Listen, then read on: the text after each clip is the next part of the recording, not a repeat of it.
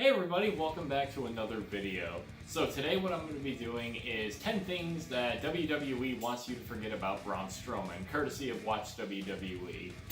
So what I'm going to be doing, I'm going to be watching these things that we may or may not know about him, reacting to them, and we'll be watching them together. But before we do, make sure you subscribe if you haven't already. Go ahead and leave a comment of maybe what you'd like to see in the future.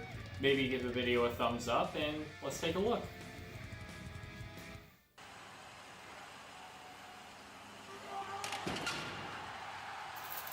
Braun Strowman. Well done. You went from late 2015's laughingstock to early 2017's unstoppable monster, and moving on another year and a half from that, it's been an interesting trio of years to look back on.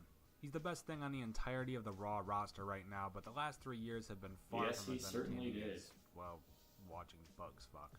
2015 was really bad, guys. Really, really bad. Oh, 100%. I'm D Wicked, and these are the 10 things WWE wants you to forget about Braun Strowman. Number 10, the Wyatt family. Let's get the obvious out of the way immediately. Braun Strowman looked a little bit different. Really bad, but it was the latter half bad. of 2018 gives us the monster among men. The dude who tipped over ambulances and broke rings. The dude who pulled the set down on top of Brock Lesnar and Kane. The dude who isn't finished with you yet. The latter half of 2015 gave us this slow, plodding big man with very little to offer in any category not related to giving Vince McMahon an erection. His entire time in the Wyatt family was like this. Most of the time he just stared at people and did that really awkward looking submission. I was always all for the Wyatt family game. Well, he had numbers, what, but I 2 matches in NXT before he debuted? Selfishly pulled him into our little game, and now he's just another pawn for me to play with. And He worked though. That's the thing though. Like, who else on the roster could have worked like that? Number 9, losing to Kalisto. Well, yeah, this is something. Oh god, Kalisto, yeah, that the dumpster Silver match. Got himself into a feud with literal Goliath Braun Strowman that culminated in a dumpster match where Kalisto actually managed to acrobat his way to a goddamn victory. And then he got murdered next week via dumpster. Oh well, at least it gave us another one of WWE's favorite little tropes, the underdog story. What's your favorite underdog story in wrestling? Let us know in the comments down below with the hashtag DW, and let me tell you, if your answer isn't Rey Mysterio or Daniel Bryan or maybe Jeff Hardy, you're probably wrong. Oh my God. Caught by Strowman. Oh, the quickness in the world right there. Can't stop. Oh my God. Heaving him across the ring. And now Strowman and Kalisto. Oh my God. Oh no. Oh my God. Kalisto just beat Strowman. Kalisto I mean, he clearly threw himself into the Number 8 dumpster. is Tinder. That's right, he has a Tinder. Braun Strowman, also known as he likes lifting weights. He also likes eating steaks. Ah, look how happy he is. Well, unfortunately, that's about it. So, yeah, that's better. That should be something he adds onto his Tinder profile.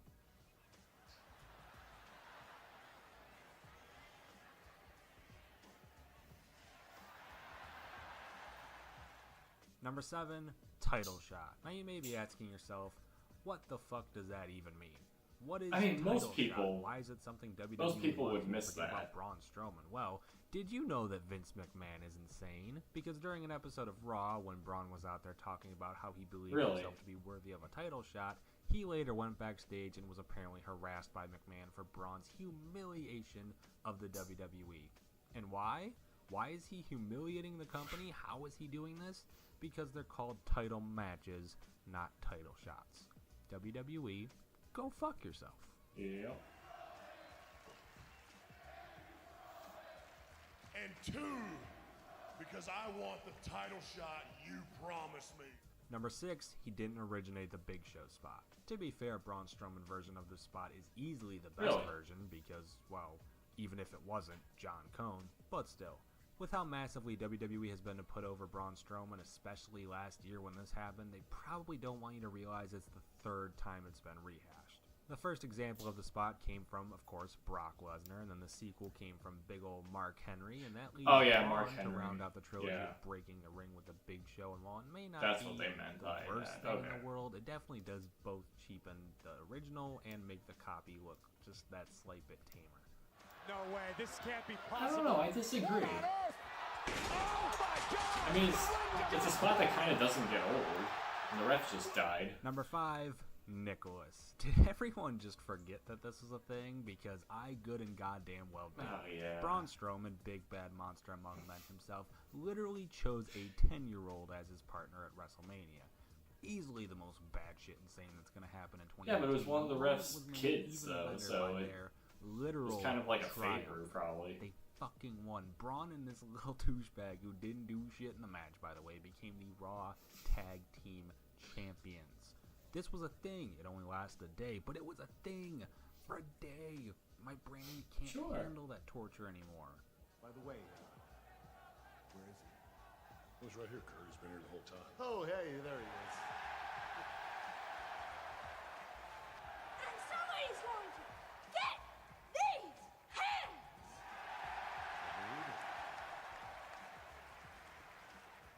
Number 4, The Undertaker match. More so the match that was meant to be.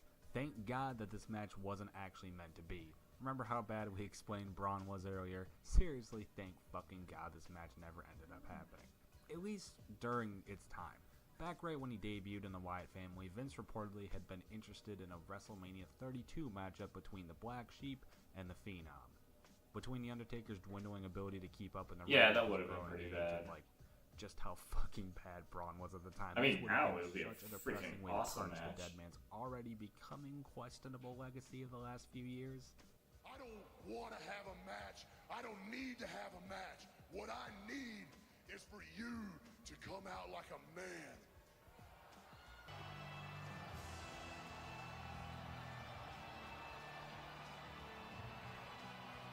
When he just backs away. Number 3, he wasn't booked at WrestleMania 33. So once the brand split was put into practice in mid-2016, Rollins immediately turned into a monster. They built him up as a completely unstoppable force, an intense powerhouse for months, feuding with Roman and being a top 3 Royal Rumble pick, and then for some reason, come WrestleMania 33, he didn't even have a match.